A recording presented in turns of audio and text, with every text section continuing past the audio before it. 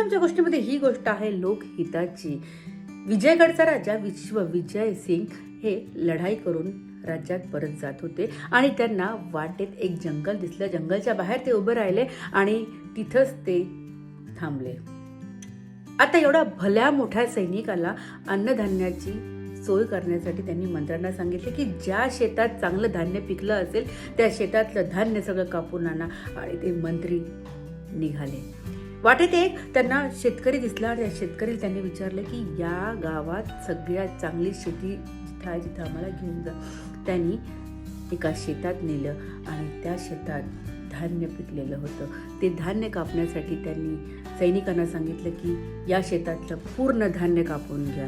तेव्हा तो शेतकरी म्हटला की महाराज तुम्ही इकडचं धान्य काढू नका, आपण दुसरीकडे जाऊ. आणि तो शेतकरी दुसऱ्या शेतात त्यांना घेऊन गेले. ती खूप कमी होती आणि मग मंत्र्यांनी त्या शेतकऱ्याला म्हटले की ही इतकी कमी शेती, आमच्या सैनिकांना हे अन्नधान्य पुरणार नाही.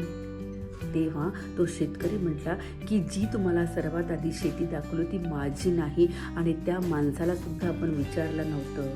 त्या शेतकऱ्याचं तिथं धान्य पिकलेलं होतं वर्षभराचं. तुम्ही या शेतीतलं सगळं धान्य काढून घेऊन जा, कारण हे धान्य माझं आहे आणि ही शेती माझी आहे. मी न विचारता कोणतीच कामं करत नाही आणि हे चुकीचं आहे. लोकहिताचं काम करावं.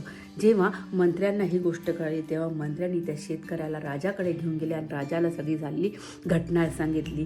तेव्हा राजा खुश होऊन त्या शेतकऱ्याला त्यांनी बक्षीस दिले आणि तिथूनच त्या शेतातूनच धान्य सगळे उपटून सगळ्या सैनिकांची त्यांनी त्या दिवसाची सोय केली.